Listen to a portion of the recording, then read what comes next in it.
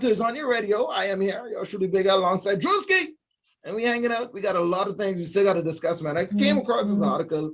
Let me see if I give you all the headline properly. I don't want to misquote what I read and getting no problem. So let me give you all the headline the way it is. And then we'll talk about it later though, because right now we got to check on Rumi. But the headline says, missing man joins hours-long search party for himself.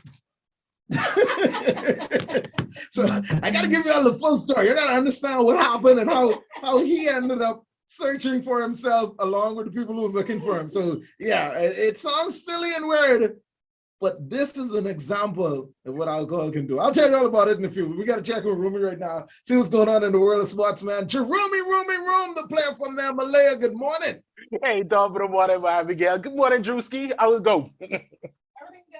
Hey, this is good, man. Hey, good morning again, Bahamas. This is Sideline Sports and Entertainment Bahamas. Turning stories from the sidelines and the headlines here only on More 94.9 FM. Thank you, everybody, for joining us on this Give Thanks Thursday. Starting with the sporting report from the local side, we got to say congratulations to the Bahamas Lawn Tennis Association. We do have a 3-member team that is competing in Santa Domingo. It's actually an under-12 team, and yeah, they have been running through the competition. As a matter of fact, they won the opening match against St. Lucia. They have also beat Trinidad and Tobago. Yesterday, they played the Dominican Republic, still waiting on the results for that. But again, a great look for that under-12 team.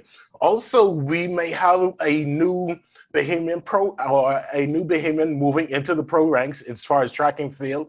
Bahamian athlete Shakeem Smith, he was actually he's an alumni of University of Texas, El Paso. He's completed his career there, and he says that he is now moving into the pro ranks. So again, all the best to him on all of his future endeavors there.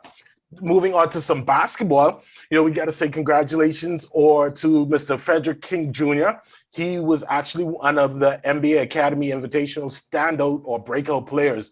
As a matter of fact, he is a 6'10" forward. He's 17 years old. He averaged 30 points, 14 and a half rebounds during the event. So he is definitely on the radar. And I cannot say how excited I guess we are or would be excited to see him make that move into college and into the NBA. Hey, the pipeline looks really good for our future basketball players, man. Now moving on to some international sports, keeping in line with basketball. Hey, don't forget Jonquel Jones, the MVP, the WMVP, League's MVP, and the Connecticut Sun. They will be in action tonight as they take on the Chicago Sky. That game is at 8 p.m. Some other news coming out of the NBA. They actually announced, and I guess this is along with them enforcing these or getting really strict on the COVID protocols.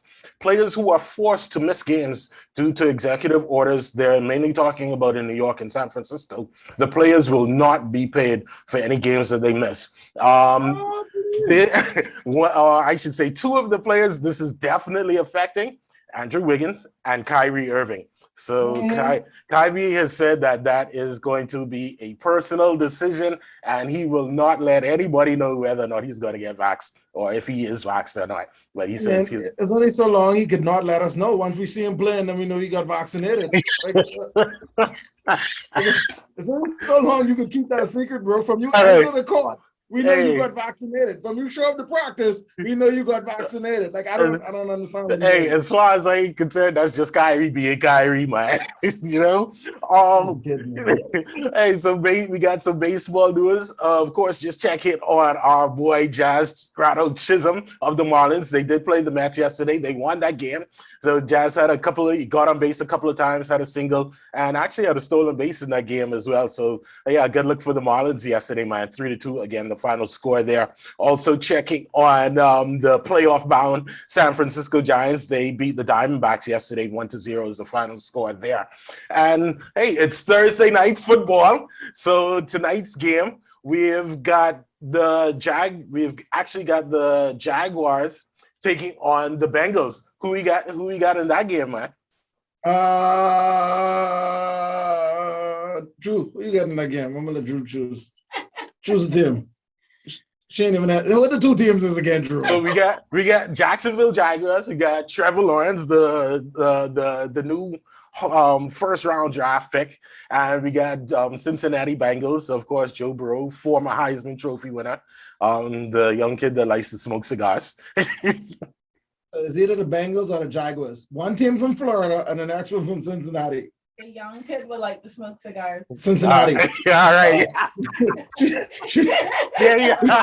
There you have it, folks. That's our pick for tonight. Hey, some interesting news from the NFL. So Richard Sherman, he is now a Tampa Bay Buccaneer. Whoa! Yeah, big move, Whoa! man. And that I think that news is really interesting because, you know, on Sunday, there's also a big game between Tampa Bay and the New England Patriots. The first time Tom Brady goes back to Foxborough. So yeah, it's definitely going to be an interesting weekend for football starting yesterday. And last note, hey, congratulations to Manny Pacquiao on a fantastic boxing career. He announced his retirement yesterday from boxing. And as far as sports, that is definitely a wrap. And hey, back to you. That is a big story to end on, man. Well, I mean, the Manny Pacquiao one came after, but wow, big up to Richard Sherman, man. That's, man. Wow. I actually like that for Rich. Yeah, I love it. I love it. I love it, man. All right, let's man. Shout out to the Room. God's willing, tomorrow morning he'll be back and we'll do our picks for the weekend. But for now, let me see if I can hit y'all with this story, man. The search of a missing man took a surprising turn when the gentleman showed up to join the search operation. All right, so the Turkish man by the name, you know what? We're gonna call him Mutlu. All right, because I can't pronounce the first name, so we just say Mutlu. All right, had too much to drink. And he wandered away from his friends in a rural neighborhood in near the city of Inagol. All right, now he ended up lost in a nearby forest, which caused a panic within the community. As of Tuesday, his friends reported him missing, and search crews desperately began looking for him. Now, as authorities and volunteers scoured the area where he was last seen, the 50-year-old man decided he would help them look. All right, so not realizing that the concerned group was actually looking for him, he finally asked one of the people within the search, hey, who we looking for? And once they began saying his name, he confirmed, hold on, I am here.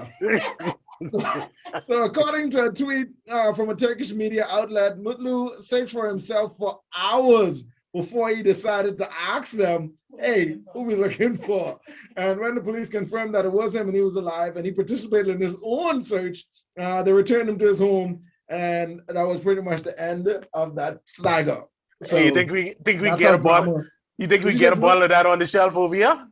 Whatever that was, I gotta find it from the Blind Dutchman. Do y'all sell what that Turkish man had? If not, we need to get it in stores, in country, right away, because that right there is another level of happiness. All right, that is a level of I gotta reach that one day.